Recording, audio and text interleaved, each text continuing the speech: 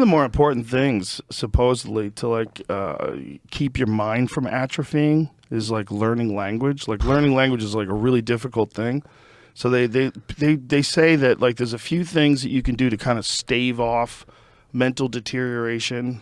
One of them is like crossword puzzles, like doing things where your mind, it just makes sense. Like if you make your mind work. And what makes your mind work more than learning a language? Yeah, seriously. I remember when I was, what was it, Duolingo or some shit, one of the apps. I would go every day. Well, maybe not every day, but pretty much every day. I'd go to the coffee shop and before practice, and I'd read. I would go there for an hour. I'd go and like read for half an hour, and then Duolingo for half an hour for a long time. And I got decent at it, but it's just like you lose what you don't use or whatever the fuck that is, and that's so true.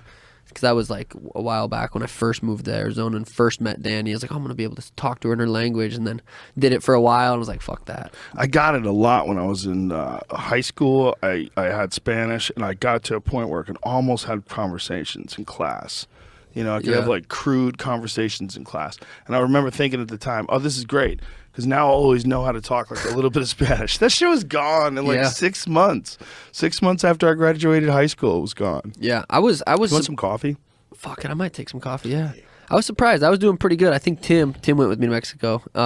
He was impressed. I was trying to have conversations, and the thing is like when I was there, it wasn't like as embarrassing. But like when I tried to do it with Danny or her mom or like, I just feel like a fucking idiot. Imagine how foreigners feel talking to us. You know, that's why it's so rude to mock them. Yeah, Danny moved to America when she was 9. Went to just a normal school, and no one spoke English. And she only spoke Spanish, and she was like, just submerged into it, and just slowly had to learn. Like she went to English class, obviously, but it's hard when.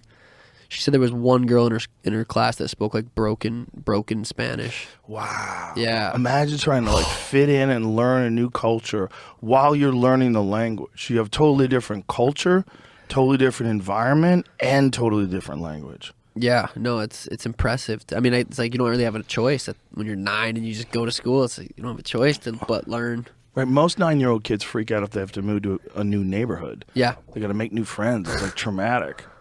You know. You did a lot of moving, yeah? Well, when I moved my kids here, there was like, I'm like, this is like kind of at the wire where I can't move them anymore. What age a problem. 10 and 12. Okay. Right. I was like, this is like right when, and then we still had friends that visited. We have friends that also live in Texas. So like, this might work now. But if you move them when they're like 15 and 16, not good. Not good. Yeah, I was trying to get my sister to move down when I think she was somewhat like freshman or sophomore, and moved down to Phoenix from Montana, and my mom was like, no, I didn't get it. I'm like, why? But thinking about it now, I'm like, yeah, that would have probably been, it's hard for a girl. It's rough. Yeah. It's rough for everybody. Especially girls, they go in these, it's like a natural bullying instinct that like teenage girls have. They're fucking mean to each other. They get fucking mean to each other, dude. I get privy to some text message exchanges that some of these kids have. I'm like, what the fuck, man? And parents get confronted by their kid being like horrible and saying horrible shit to people. Kids telling kids to kill themselves, like wild shit. Yeah. No kids I know did. Let me just state that. But I do know that was like a thing where a girl was arrested. And she wound up being held guilty. She was a teenager.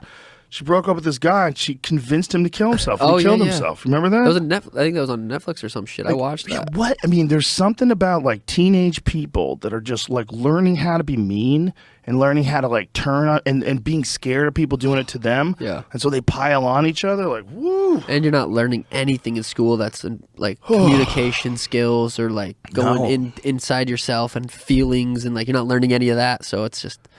Imagine learning how to talk while you're texting. Imagine like learning how to communicate with people, and you're doing more texting than you are actually communicating. I think in 7th grade I got my first flip phone, 7th, 8th grade. So I could talk to chicks texting. I could text them, hey, like you look good. I could say anything. Arduous though. But then in school, like when I'd see them, I'd be like, I couldn't have a conversation. I was so scared. But texting, I could say whatever. Well, it's like we were talking about stand-up. It's just a thing you get used to doing. You know, like you're used to fighting. Like for you, I'm sure you get heightened senses and you get fired up and your adrenaline kicks in. But this is a normal thing for you. There's people that just would completely freeze and not even be able to walk into the cage. Oh, yeah. They would have a panic attack. But you've done it so many times. I think that's the kind of the case with all things that are difficult to do. Yeah, I that too, and it's like a skill you have to learn because like Donald Cerrone, for example, did it how many times? And like I was in the backstage of his last fight. I fought I don't remember who I fought, but I was in the back room. He was walking out before me. He was warming up, and he just looked not scared. I don't know if they were nervous, like had this anxious energy, and he's done it more than anyone. But it's just like, I think if you want to fight well, that never really goes away. I think you have confidence, and I think you control it, and I think the best guys learn how to handle it. But, you know, when you're looking at like Alex Pereira looking at Stylebender in the face-off, like there has to be some crazy heightened sense of tension and awareness in the moment, and it's a crazy big fight. I don't think you get away with that without not having that. Yeah. I think everybody has it. It's just some people handle it better. And I think the guys that don't have it, I think sometimes they get in trouble.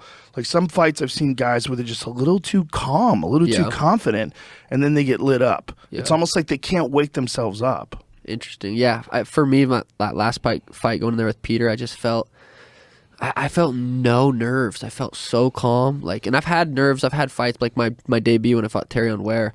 I remember like in the backstage, like closing my eyes too long, and I was thinking like, if I lose this and then lose one more, I could get cut. Like having that thought vividly, and I was like, whoa, fuck that. Okay, we'll like counter that obviously with some positive shit. But that going into that last fight, I had zero nerves. I don't know if it was. I didn't feel like it was a win-win. I wasn't thinking like, oh, if I lose to Peter, like no one's gonna care. It was just. I don't know what it was, but I felt it was confidence. Obviously, I had a really good training camp, had a good everything, weight cut, but I wasn't nervous to lose. But it wasn't because it was like to Peter. It just wasn't. I don't know.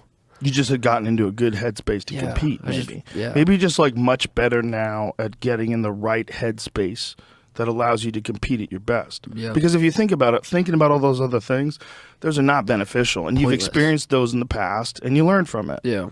Yeah, that's what it is. It's like there's these moments.